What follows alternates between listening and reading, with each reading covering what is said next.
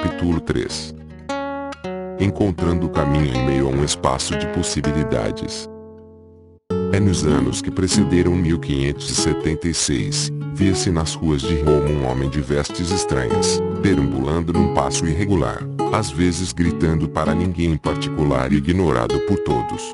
Ele já fora um dia celebrado em toda a Europa por ter sido um famoso astrólogo, médico dos nobres da corte e professor de medicina na Universidade de Pavia. Criara invenções duradouras, entre elas um precursor do cadeado com código da Junta Universal, que é usada hoje nos automóveis. Havia publicado 131 livros sobre uma ampla gama de assuntos em filosofia, medicina, matemática e ciências. Em 1576, no entanto, tornara-se um homem com um grande passado mas sem nenhum futuro, vivendo no esquecimento e em terrível pobreza. Ao final do verão daquele ano, sentou-se à sua mesa e escreveu suas palavras finais, uma ode a seu filho preferido, o mais velho, que havia sido executado 16 anos antes, aos 26.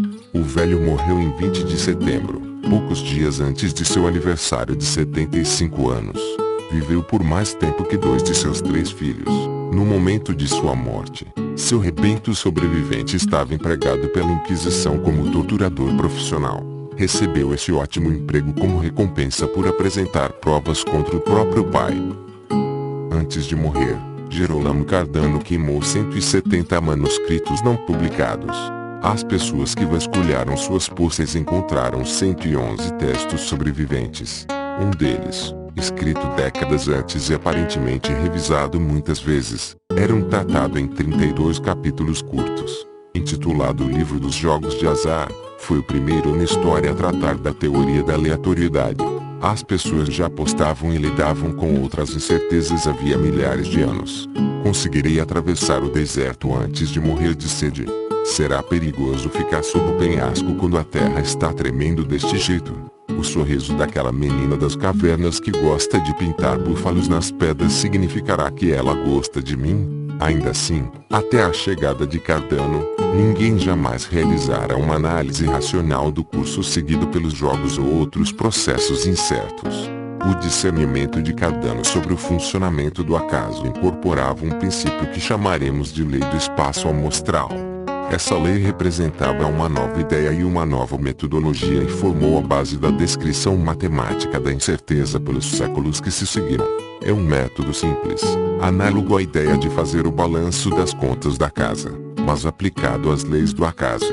Porém, com esse método simples, adquirimos a capacidade de lidar sistematicamente com muitos problemas que, de outra forma, pareceriam quase inevitavelmente confusos. Para ilustrar tanto o uso como a força da lei, vamos considerar um problema de formulação simples, cuja solução não exige uma matemática avançada, mas que provavelmente intrigou mais pessoas que qualquer outro problema na história da aleatoriedade. No que diz respeito a colunas de jornais, Ask Marilyn, da revista Parade, tem que ser considerada um grande sucesso. Distribuída em 350 periódicos que apresentam a invejável circulação combinada de quase 36 milhões de exemplares. Essa sessão de perguntas e respostas foi lançada em 1986 e continua firme. As perguntas podem ser tão esclarecedoras quanto as respostas. Uma espécie de pesquisa, não científica, do Instituto Gallup do que se passa nas mentes da população americana. Por exemplo, quando a bolsa de valores fecha ao final do dia, por que todos continuam por lá, sorrindo e batendo palmas, independentemente de as ações terem subido ou descido? Uma amiga está grávida de gêmeos, que sabe serem fraternos. Qual é a chance de que ao menos um dos bebês seja menina? Quando passamos de carro perto de um gambá morto na estrada, porque leva cerca de 10 segundos até sentirmos o cheiro, presumindo que não passemos exatamente por cima do gambá. Aparentemente, a população americana é formada por pessoas muito ligadas às questões práticas. O que devemos notar aqui é que cada uma das perguntas tem um certo componente científico e matemático, característica apresentada por muitas das perguntas respondidas na coluna.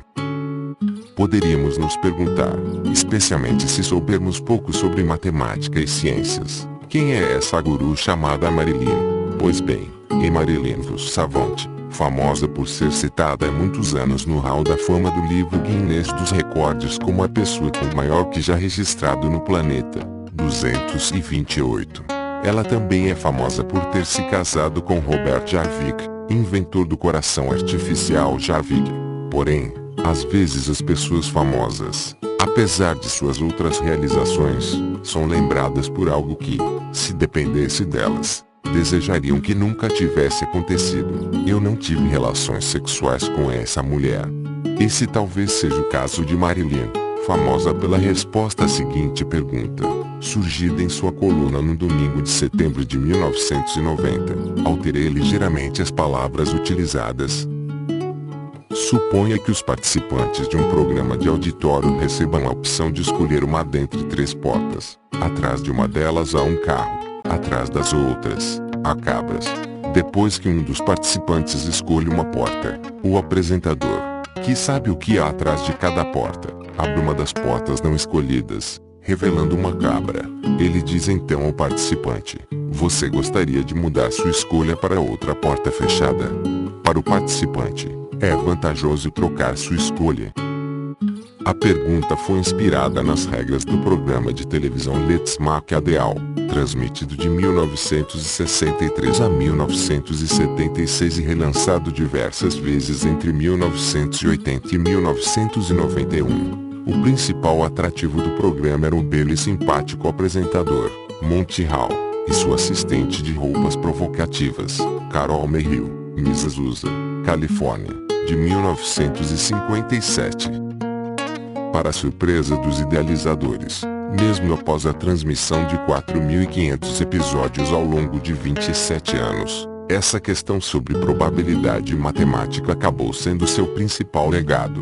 A pergunta imortalizou tanto Marilyn como o programa em virtude da veemência com que os leitores de Marilyn Savant reagiram à coluna. Afinal de contas, parece ser uma pergunta bastante tola. Há 2 portas possíveis. Se abrirmos uma, ganhamos. Se abrirmos a outra, perdemos. Portanto, parece evidente que, quer mudemos a escolha, quer não, nossa chance de ganhar é de 50%. O que poderia ser mais simples. A questão é que Marilyn afirmou em sua coluna que é vantajoso mudar a escolha. Apesar da conhecida letargia popular no que diz respeito aos temas matemáticos, os leitores de Marilyn reagiram como se ela tivesse defendido a devolução da Califórnia ao México. Por negar o óbvio, Marilyn recebeu uma avalanche de correspondência, 10.000 cartas, pelo que estimou. 3 Se perguntarmos à população dos Estados Unidos se concorda com as ideias de que as plantas criam o oxigênio que existe no ar, de que a luz viaja mais rápido que o som ou de que leite radioativo não se torna seguro para o consumo depois de fervido, receberemos respostas negativas na casa das dezenas, 13, 24 e 35%, respectivamente. Porém, nessa questão, os americanos estavam unidos. 92% achavam que Marilyn estava errada. Muitos leitores pareceram desapontados. Como era possível que uma pessoa em quem confiaram numa gama tão ampla de assuntos se confundisse com uma pergunta tão simples? Seu equívoco seria um símbolo da deplorável ignorância do povo americano. Quase 1000 PhDs escreveram cartas. Muitos deles eram professores de matemática e pareciam especialmente irados. Você errou feio, escreveu um matemático da Universidade George Mason. Deixe-me explicar. Se mostrarmos que uma das portas não contém o prêmio, essa informação altera a probabilidade das 2 escolhas remanescentes para a meia, e nenhuma das 2 apresenta motivos para ter probabilidade maior que a outra. Como matemático profissional, estou muito preocupado com a falta de conhecimentos matemáticos do público em geral. Por favor, ajude a melhorar essa situação confessando seu erro e sendo mais cuidadosa no futuro. Da Universidade Estadual de Dickinson veio o seguinte: estou chocado ao ver que, depois de ser corrigida por ao menos 3 matemáticos, a senhora ainda não tenha percebido o erro. De Georgetown. Quantos matemáticos enfurecidos são necessários para que a senhora mude de ideia? E alguém do Instituto de Pesquisa do Exército dos Estados Unidos afirmou: se todos esses PhDs estiverem errados, o país está passando por graves problemas. As cartas continuaram a chegar, em números tão elevados e por tanto tempo, que, depois de dedicar algum espaço à questão na coluna, Marilyn decidiu que não mais tocaria no assunto. O PhD do exército que escreveu talvez estivesse certo ao afirmar que se todos aqueles PhDs estivessem errados, seria um mau sinal. Mas o fato é que Marilyn estava certa. Ao ser informado disso, Howard Contrema S., um dos maiores matemáticos do século XX, afirmou: impossível. A seguir, quando apresentado a uma prova matemática formal da resposta correta, ainda assim não acreditou nela, e ficou irritado. Somente depois do que um colega preparou uma simulação computadorizada na qual Contrema S assistiu a centenas de testes que geraram um resultado de 2-1 a favor da mudança na escolha da porta, ele admitiu estar errado. Como é possível que algo aparentemente tão óbvio esteja errado? Nas palavras de um professor de Harvard especializado em probabilidade e estatística, nosso cérebro não foi muito bem projetado para resolver problemas de probabilidade. O grande físico americano Richard Feynman me disse uma vez que eu jamais deveria pensar que compreendi um trabalho de física se tudo o que fiz foi ler a prova de outra pessoa. A única maneira de realmente entender uma teoria, afirmou, é refazer a prova por conta própria. Quem sabe você não acaba refutando a teoria.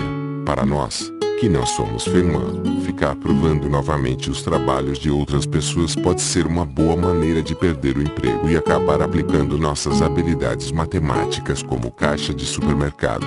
Mas o problema de Monty Hall é um dos que podem ser resolvidos sem nenhum conhecimento matemático especializado. Não precisamos de cálculo, geometria, álgebra, nem mesmo anfetaminas, que, pelo que se diz, Contrema S gostava de tomar. Reza a lenda que, certa vez, depois de parar de tomá-las por um mês, ele disse: antes, quando eu olhava para uma folha em branco, minha mente estava cheia de ideias. Agora, tudo o que vejo é uma folha em branco. Tudo o que precisamos é de uma compreensão básica sobre o funcionamento das probabilidades e da lei do espaço amostral.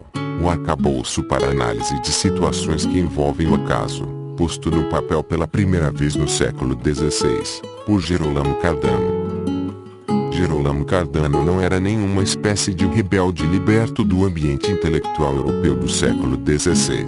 Para ele, o uivo de um campo enunciava a morte de uma pessoa amada, e uns poucos corvos no telhado significavam que uma grave doença estava a caminho.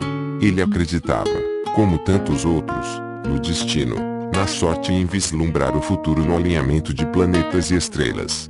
Ainda assim, tivesse ele jogado pôquer, não o veríamos trocando cartas para tentar completar a faltante no meio de uma sequência. Cardano trazia no sangue a habilidade para os jogos de azar. Era uma questão intuitiva, e não racional. Assim, sua compreensão das relações matemáticas existentes dentro dos possíveis resultados aleatórios de um jogo transcendia sua crença de que, em virtude do destino, seria inútil tentarmos compreender tais relações. O trabalho de Cardano também transcendia o estado primitivo da matemática de seu tempo, pois a álgebra, e até mesmo a aritmética, ainda estavam na idade da pedra no começo do século XVI. Nem mesmo o sinal de igual havia sido inventado ainda. A história tem muito a dizer sobre Cardano, com base em sua autobiografia e nos escritos de alguns de seus contemporâneos. Alguns deles são contraditórios, mas uma coisa é certa. Nascido em 1501, Gerolamo Cardano não era uma criança muito promissora. Sua mãe, Chiara, detestava crianças, embora, ou talvez porque, já tivesse 3 filhos homens. Baixa, atarracada, mal-humorada e promíscua, ela preparou uma espécie de pílula no dia seguinte do século XVI ao ficar grávida de Gerolamo. Um chá de luzna, grão de cevada queimado e raiz de tamarisco. Tomou essa bebida numa tentativa de abortar o feto. O chá fez vomitar, mas Gerolamo se manteve inabalável, perfeitamente satisfeito com quaisquer metabólitos deixados pela mistura na corrente sanguínea da mãe. As outras tentativas de Chiara falharam da mesma forma. Chiara e o pai de Gerolamo, Fazio Cardano, não eram casados, mas muitas vezes pareciam ser. Eram conhecidos por suas brigas barulhentas e frequentes. Um mês após o nascimento do menino, Chiara deixou a casa que ocupavam em Milão e foi morar com a irmã em Pavia. 30 quilômetros ao sul. Gerolamo nasceu depois de um doloroso trabalho de parto que durou 3 dias. Ao olhar para o bebê, Chiara deve ter pensado que acabaria por se ver livre dele. Era frágil e, pior, se manteve silencioso.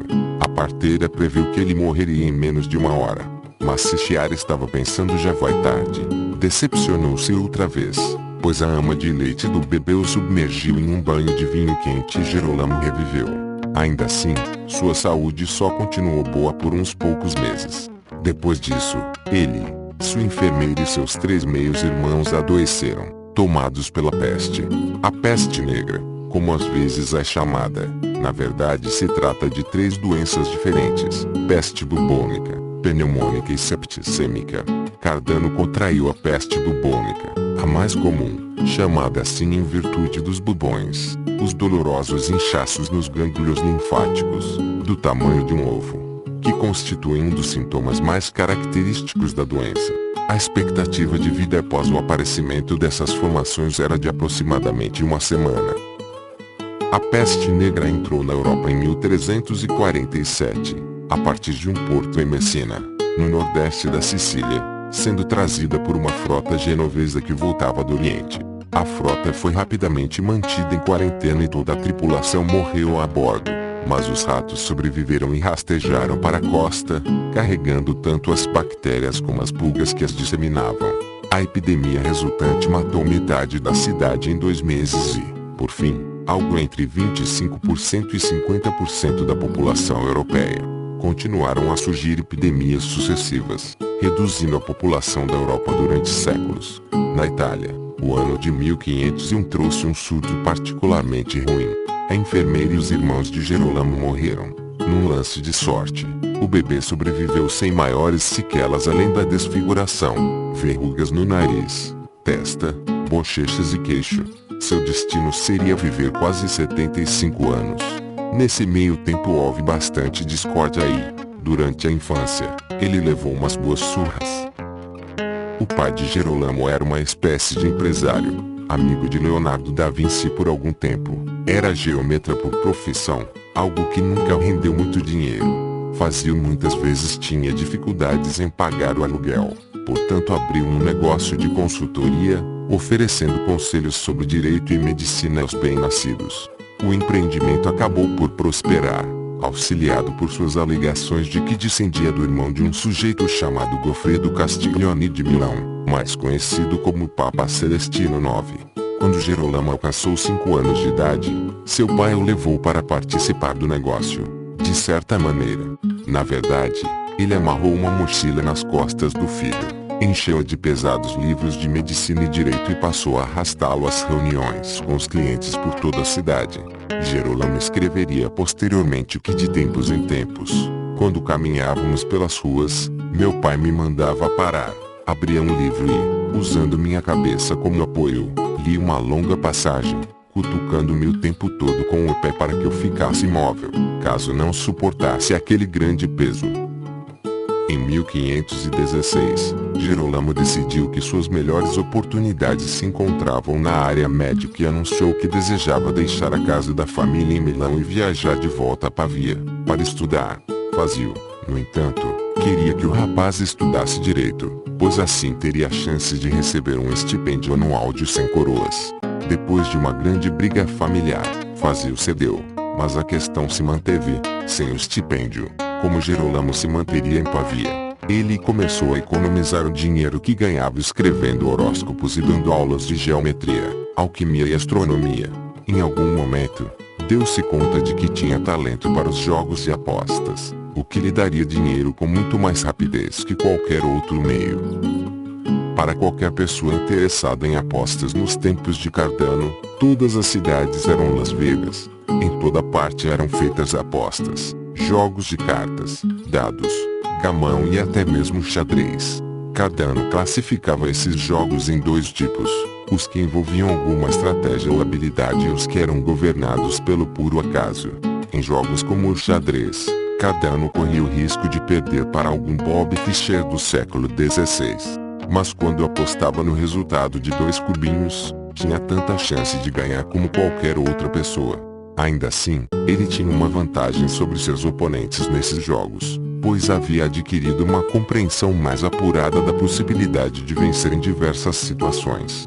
Assim, fazendo sua entrada no mundo das apostas, Cardano passou a jogar os jogos governados pelo puro acaso. Em pouco tempo, já tinha economizado mais de 1000 coroas para pagar seus estudos, mais do que ganharia em uma década com o estipêndio desejado por seu pai. Em 1520, matriculou-se como estudante em Pavia. Pouco depois, começou a escrever sua teoria das apostas. Na época em que viveu, Cardano teve a vantagem de compreender muitas coisas que teriam sido grego para os gregos, e também para os romanos, pois foram os hindus que deram os primeiros grandes passos no emprego da aritmética como uma ferramenta poderosa. Foi nesse âmbito que surgiu a notação posicional na base 10, tornando-se a notação padrão ao redor do ano 700 d.C. Os hindus também fizeram um grande progresso na aritmética das frações, um conhecimento crucial para a análise das probabilidades, pois a chance de que algo ocorra é sempre menor que 1. O conhecimento hindu foi absorvido pelos árabes e, por fim, levado à Europa. Ali, as primeiras abreviações, PD Plus e MD Minus, foram usadas no século XV. Os símbolos mais e menos foram introduzidos pelos alemães aproximadamente na mesma época, mas apenas para indicar excesso e deficiência de peso em caixotes. Para que tenhamos uma ideia dos desafios com que Cardano se deparou, vale observar que o sinal de igual ainda não existia, sendo inventado em 1557 por Robert Ricord, um acadêmico de Oxford e Cambridge, que, inspirado pela geometria, observou que não poderia haver duas coisas mais semelhantes que duas retas paralelas, e assim decidiu que tais linhas deveriam denotar a igualdade. E o símbolo vezes para a multiplicação, atribuído a um pastor anglicano, não apareceu em cena até o século XVII. O livro dos jogos de azar, de Cardano, tratava de cartas, dados, gamão e astragalhos. Não é perfeito. Suas páginas refletem a personalidade do autor, suas ideias desvairadas, seu temperamento instável, a paixão com que enfrentava cada empreendimento, e a turbulência de sua vida e sua época. O livro considera apenas os processos, como o lançamento de um dado ou a escolha de uma carta, nos quais um resultado é tão provável quanto o outro. E Cardano se equivoca em alguns pontos. Ainda assim, a obra representa um primeiro avanço, o primeiro êxito na tentativa humana de compreender a natureza da incerteza. E o método de Cardano para investir contra as questões ligadas ao acaso é surpreendente, tanto por sua eficácia como por sua simplicidade. Nem todos os capítulos do livro de Cardano tratam de questões técnicas. Por exemplo, o capítulo 26 é chamado Os que sabem ensinar também sabem jogar.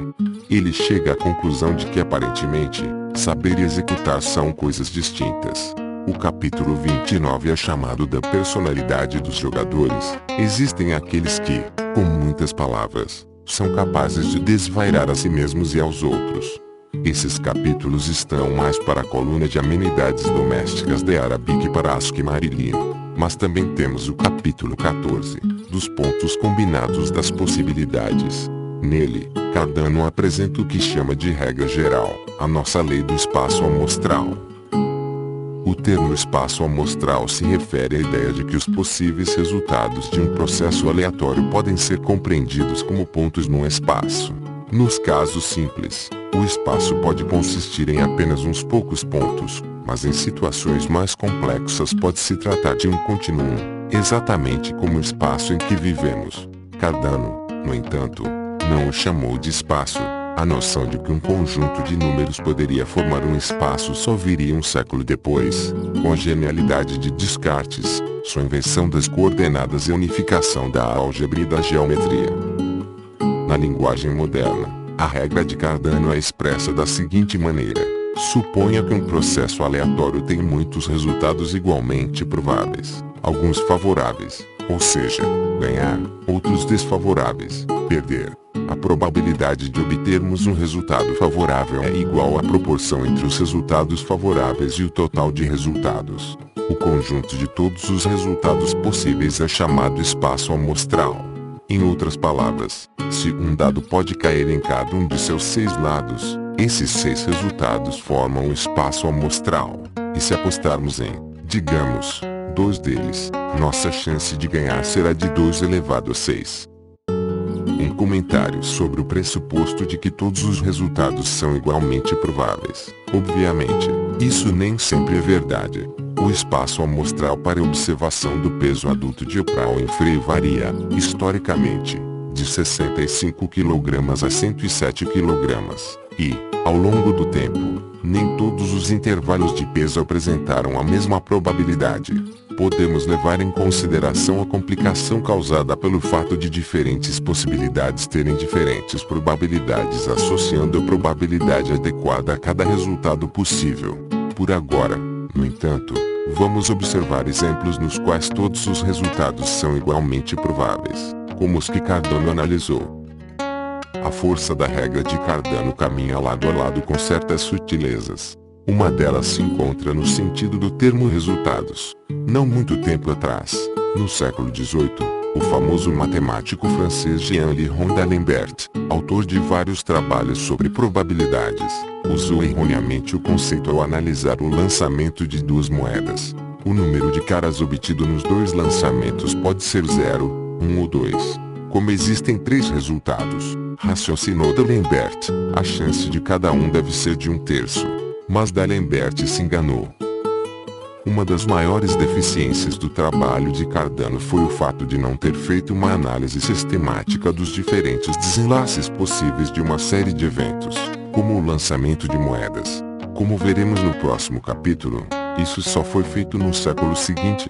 Ainda assim, uma série de lançamentos de 2 moedas é suficientemente simples, permitindo a aplicação dos métodos de Cardano. O fundamental é percebermos que os possíveis resultados do lançamento de 2 moedas são os dados que descrevem como podem cair as 2 moedas, e não o número total de caras calculado a partir desses dados, como na análise de d'Alembert. Em outras palavras, não devemos considerar 0, 1 ou 2 caras como os resultados possíveis, e sim as sequências: cara, cara, cara, coroa, coroa, cara, e coroa, coroa. Essas são as 4 possibilidades que formam o espaço amostral. A etapa seguinte, segundo Cardano, é examinar os resultados, catalogando o número de caras que podemos obter em cada um. Somente um dos 4 resultados, cara, cara, gera 2 caras. Da mesma forma, somente coroa, coroa, gera 0 caras. Mas se desejarmos um cara, então 2 dos resultados serão favoráveis. Cara, coroa, e coroa, cara. Assim, o método de Cardano mostra que d'Alembert estava errado. A chance é de 25% para 0 ou 2 caras, mas de 50% para um cara. Cardano teria feito uma aposta de 2 para 1 no resultado de um cara. Assim, perderia somente na metade das vezes, mas triplicaria seu dinheiro na outra metade. Era uma grande oportunidade para um garoto do século XVI que estivesse tentando economizar dinheiro para a faculdade, e ainda é uma grande oportunidade hoje, se você encontrar alguém disposto a aceitar a aposta. Um problema relacionado, muitas vezes ensinado em cursos elementares de probabilidade, é o problema das 2 filhas, que é semelhante a uma das perguntas que citei da coluna Ask Marilyn. Suponha que uma mãe está grávida de gêmeos fraternos e quer saber qual é a probabilidade de que nasçam 2 meninas, um menino e uma menina e assim por diante. Nesse caso, o espaço amostral é formado por todas as listas possíveis dos sexos dos bebês, na ordem em que nascerem: menina, menina, menina, menino, menino, menina, e menino, menino. Trata-se do mesmo espaço que vimos no problema das 2 moedas, a não ser pelos nomes que damos aos pontos. Cara se torna menina e coroa se torna menino. Os matemáticos dão um nome pomposo à situação em que 2 problemas são iguais, embora pareçam diferentes: isomorfismo. Quando encontramos um isomorfismo, isso muitas vezes significa que acabamos de poupar bastante trabalho. Neste caso, significa que podemos descobrir a chance de que os 2 bebês sejam meninas exatamente da mesma forma pela qual descobrimos a chance de que as 2 moedas caíssem em cara no problema anterior. E assim, sem nem mesmo fazer a análise, Sabemos que a resposta é a mesma, 25%. Agora podemos responder a pergunta feita na coluna de Marilyn. A chance de que ao menos um dos bebês seja menina é a chance de que ambas sejam meninas somada é a chance de que apenas um deles seja menina. Ou seja, 25% mais 50%, que é 75%. No problema das duas filhas, geralmente é feita uma pergunta adicional. Qual é a chance, dado que um dos bebês seja uma menina, de que ambas sejam meninas? Poderíamos raciocinar da seguinte maneira: como já sabemos que um dos bebês é uma menina, só nos resta observar o segundo bebê. A chance de que seja menina é de 50%, portanto a probabilidade de que ambas sejam meninas é de 50%. Esse raciocínio não está correto. Por quê? Embora o enunciado do problema diga que um dos bebês é menina, não diz qual dos dois é a menina. Isso muda a situação. Se isto parece confuso, tudo bem, pois serve como uma boa ilustração da eficácia do método de Cardano, que esclarece o raciocínio. A nova informação, um dos bebês é uma menina, significa que estamos deixando de considerar a possibilidade de que ambos sejam meninos. E assim, empregando a abordagem de Cardano, eliminamos o possível resultado, menino, menino, do espaço amostral. Isso deixa apenas 3 resultados no espaço amostral: menina, menino, menino, menina e menina, menina. Desses, apenas menina, menina é o resultado favorável. Duas filhas traço. Portanto, a chance de que ambos os bebês sejam meninas é de 1/3, ou 33%. Agora podemos perceber a importância de, no enunciado do problema, não existir a especificação sobre qual dos bebês era a filha. Por exemplo, se o problema pedisse a chance de que ambos os bebês fossem meninas dado que o primeiro é menina, teríamos eliminado tanto menino, menino, como menino, menina, do espaço amostral. E assim a probabilidade seria de meio, ou 50%. Temos que elogiar Marilyn Savant, não só por tentar aprimorar a compreensão pública sobre a probabilidade elementar, mas também por ter a coragem de continuar a publicar tais perguntas mesmo após a frustrante experiência com o problema de Monty Hall. Vamos terminar esta discussão com outra pergunta tirada de sua coluna, esta publicada em março de 1996. Meu pai ouviu esta história no rádio. Na Universidade Duke, 2 alunos receberam notas máximas em química ao longo de todo o semestre. Mas na véspera da prova final, os 2 foram a uma festa em outro estado e não voltaram à universidade a tempo para a prova. Disseram ao professor que um pneu do carro havia furado e perguntaram se poderiam fazer uma prova de segunda chamada. O professor concordou, escreveu uma segunda prova e mandou os 2 a salas separadas. A primeira pergunta, na primeira página, valia meio ponto. Eles viraram então a página e encontraram a segunda pergunta, que valia 5 pontos. Qual era o pneu? Qual é a probabilidade de que os 2 alunos deem a mesma resposta? Meu pai acha que é de 1 elevado a 16. Ele está certo? Não, não está. Se os alunos estavam mentindo, a probabilidade correta de que escolham a mesma resposta é de 1/4. Se você precisa de ajuda para entender por quê, pode consultar as notas ao final do livro. E agora que nos acostumamos a decompor problemas em listas de possibilidades, estamos prontos para empregar a lei do espaço amostral na resolução do problema de Monty Hall. Como disse antes, a compreensão do problema de Monty Hall não requer educação matemática, porém, requer um pensamento lógico cuidadoso. Portanto, se você estiver lendo este livro enquanto assiste a uma reprise de Os Simpsons, talvez queira postergar uma atividade ou a outra. A boa notícia é que vamos precisar de poucas páginas para resolvê-lo. No problema, estamos de frente para 3 portas. Atrás de uma delas existe algo valioso. Digamos um Maserati vermelho brilhante. Atrás das outras 2, um item menos interessante. Digamos, a obra completa de Shakespeare em Sérvio. Escolhemos a porta de número 1. O espaço amostral, neste caso, é a lista dos 3 resultados possíveis. O Maserati está atrás da porta 1. O Maserati está atrás da porta 2. O Maserati está atrás da porta 3. Cada uma dessas possibilidades tem probabilidade de 1 elevado a 3. Como estamos pressupondo que a maior parte das pessoas preferiria o Maserati, a primeira possibilidade é a vencedora, e nossa chance de ter feito a escolha certa é de 1/3. A seguir, segundo problema, o apresentador, que sabe o que está atrás de cada porta, abre uma das que não escolhemos, revelando uma das obras completas de Shakespeare. Ao abrir essa porta, o apresentador usou seu conhecimento para evitar revelar o Maserati, portanto não se trata de um processo completamente aleatório. Temos 2 casos a considerar. O primeiro é aquele em que nossa escolha inicial foi correta. Vamos chamar esse cenário de chute certo. O apresentador vai agora abrir aleatoriamente a porta 2 ou a porta 3, e, se decidirmos mudar nossa escolha, em vez de nos deliciarmos com arrancadas rápidas e sensuais, seremos os donos de tróleo e crescida no dialeto turlaque. No caso do chute certo, é melhor não mudarmos nossa escolha, mas a probabilidade de que caiamos no caso do chute certo é de apenas 1/3. O outro caso que devemos considerar é aquele em que nossa escolha inicial estava errada.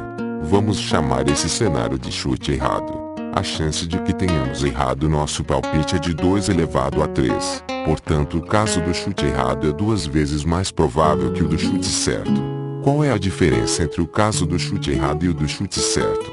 No caso do chute errado, o Maserati está atrás de uma das portas que não escolhemos, e o Shakespeare in Serviam está atrás da outra porta não escolhida. Ao contrário do que ocorria no caso do chute certo, nesse caso o apresentador não abre aleatoriamente uma das portas não escolhidas. Como ele não quer revelar o Maserati, ele escolhe abrir justamente a porta que não tem o Maserati.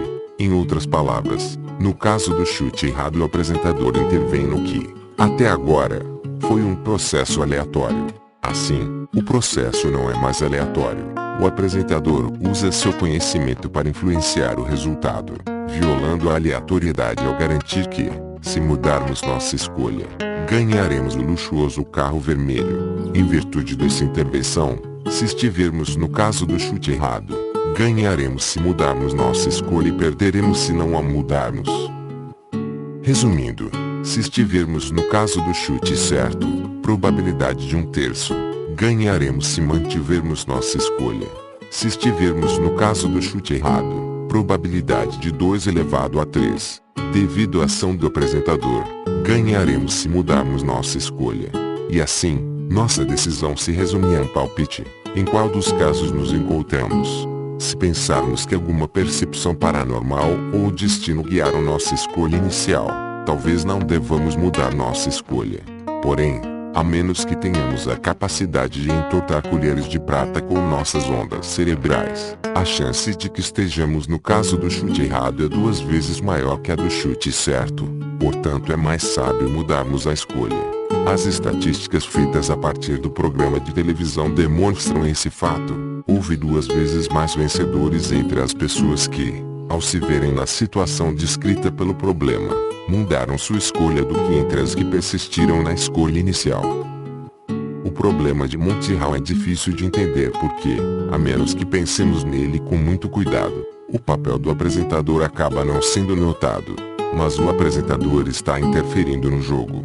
Essa interferência fica mais evidente se supusermos que, em vez de 3 portas, temos 100. Ainda escolhemos a porta 1, mas agora temos uma probabilidade de 1 elevado a 100 de estar certos. Por outro lado, a chance de que o Maserati esteja atrás de uma das outras portas é de 99 elevado a 100. Como antes, o apresentador abre as portas que não escolhemos, deixando apenas uma e se assegurando de não abrir a porta que esconde o Maserati.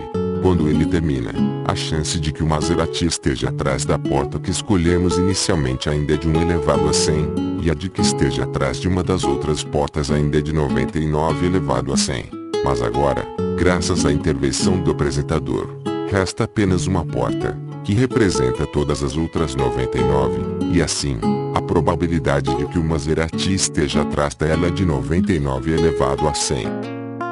Se o problema de Monty Hall já existisse nos tempos de Cardano, este teria sido uma Marilyn Savant ou um Power com trema S. A lei do espaço amostral lida muito bem com o problema, mas não temos como saber com certeza a resposta a essa pergunta, pois a primeira enunciação conhecida do problema, sob um nome diferente, só ocorreu em 1959, num artigo de Martin Gardner na revista científica americana. Gardner o chamou de um probleminha maravilhosamente confuso e observou que em nenhum outro ramo da matemática é tão fácil para um especialista cometer erros como na teoria da probabilidade. Naturalmente, para um matemático, um erro traz apenas um certo embaraço, mas para um apostador é uma questão vital. Assim, é compreensível que, quando estamos falando da primeira teoria sistemática da probabilidade, o primeiro a desvendar a coisa tenha sido Cardano, o apostador. Certo dia, quando Cardano era adolescente, um de seus amigos morreu subitamente. Depois de uns poucos meses, notou ele, o nome do amigo já não era citado por ninguém. Isso o entristeceu, marcando profundamente. Como superar o fato de que a vida é transitória? Ele decidiu que a única maneira de fazê-lo seria deixar algum legado, herdeiros, ou um trabalho duradouro de alguma espécie, ou ambos. Em sua autobiografia, Cardano afirma ter adquirido a ambição inabalável de deixar sua marca no mundo. Depois de se formar como médico, Cardano voltou a Milão em busca de trabalho. Durante a faculdade, havia escrito um artigo, das opiniões divergentes dos médicos, que dizia, essencialmente, que a elite médica da época não passava de um bando de charlatães. O Colégio de Médicos de Milão lhe devolvia então o favor, recusando-se a aceitá-lo como membro. Isso significava que ele não poderia praticar medicina em Milão. Então, usando o dinheiro que havia economizado com suas aulas e apostas, Cardano comprou uma casinha minúscula mais ao leste, no povoado de Piove di Sacco. Ele esperava fazer bons negócios por lá, pois o povoado estava tomado por doenças e não havia nenhum médico no lugar. No entanto, sua pesquisa de mercado tinha uma falha crucial. O povoado não tinha nenhum médico porque a população preferia se tratar com curandeiros e padres. Depois de anos de trabalho e estudos intensos, Cardano se viu com pouco dinheiro, mas com muito tempo livre nas mãos. Isso demonstrou ser um lance de sorte, pois ele aproveitou a oportunidade e se pôs a escrever livros. Um deles foi o livro dos jogos de azar. Em 1532, depois de 5 anos em Sacco, Cardano voltou a Milão, na esperança de ter seu trabalho publicado e de tentar se inscrever mais uma vez no Colégio de Médicos. Foi redondamente rejeitado nas duas frentes. Naqueles dias, escreveu, eu carregava um desgosto tão profundo que procurei magos e adivinhos em busca de alguma solução aos meus tantos problemas. Um dos magos sugeriu que ele se protegesse dos raios lunares. Outro o instruiu a espirrar 3 vezes e bater na madeira quando acordasse. Cardano seguiu todas as prescrições, mas nenhuma delas modificou seu azar. Assim, coberto por uma capa, passou a caminhar sorrateiramente à noite, de casa em casa, tratando pacientes que não tinham como pagar os honorários dos médicos sancionados ou que não melhoravam com seus cuidados. Para complementar o soldo que ganhava com esse trabalho, como escreveu em sua biografia, foi forçado a apostar novamente nos dados para poder sustentar minha esposa. E com isso, meu conhecimento venceu o azar, e conseguimos comprar comida e viver, embora nossa habitação fosse deplorável. Quanto ao livro dos jogos de azar, apesar de ter revisado e aprimorado repetidamente o manuscrito nos anos seguintes, nunca mais tentou publicá-lo. Talvez por perceber que não era uma boa ideia tentar ensinar às pessoas os conhecimentos que o faziam vencer nos jogos. Por fim, Cardano acabou atingindo seus objetivos na vida, obtendo herdeiros e fama, e uma boa fortuna também. Suas posses começaram a crescer quando publicou um livro baseado em seu velho artigo da faculdade, alterando o título do mais acadêmico das opiniões divergentes dos médicos para o provocador da má prática médica no uso comum. O livro foi um sucesso. E em seguida, quando a saúde de um de seus pacientes secretos, um famoso prior da ordem dos monges agostinianos, subitamente, e provavelmente por mero acaso, melhorou e o prior atribuiu sua recuperação ao tratamento ministrado por Cardano, a fama deste decolou, chegando a alturas tais que o Colégio de Médicos se viu impelido não apenas a admiti-lo como um membro, mas também a elegê-lo reitor. Enquanto isso, ele continuou a publicar livros que foram bem recebidos, especialmente uma obra para o público geral chamada A Prática da Aritmética. Alguns anos depois, publicou um livro mais técnico, chamado Ars Magna, ou A Grande Arte, um tratado de álgebra no qual apresentou a primeira descrição clara dos números negativos e uma famosa análise de certas equações algébricas. Ao redor dos 50 anos de idade, na década de 1550, Cardano estava em seu auge, sendo diretor da Faculdade de Medicina da Universidade de Pavia e possuindo muito dinheiro. Sua boa sorte, porém, não durou muito. Em grande medida, a queda de Cardano se deu por conta da outra parte de seu legado, seus filhos.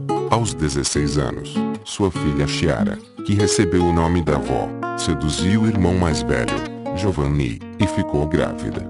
Ela conseguiu fazer um aborto, mas ficou infértil.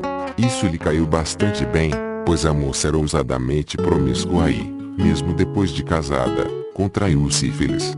Giovanni acabou se tornando médico, mas logo ficou mais famoso como um criminoso barato, tão famoso que foi chantageado a se casar com a filha de uma família de trabalhadores das minas de ouro, que tinham provas de que ele havia assassinado, por envenenamento, uma autoridade da cidade. Enquanto isso, Aldo, o filho mais novo de Cardano, que, quando criança, gostava de torturar animais, transformou essa paixão num trabalho, tornando-se torturador freelancer para a Inquisição. E, como Giovanni, fazia bicos como trambiqueiro. Alguns anos depois de se casar, Giovanni deu a um de seus serventes uma poção misteriosa que deveria ser misturada à receita de um bolo para sua esposa. Quando ela estrebuchou depois de aproveitar a sobremesa, as autoridades da cidade juntaram os pontos.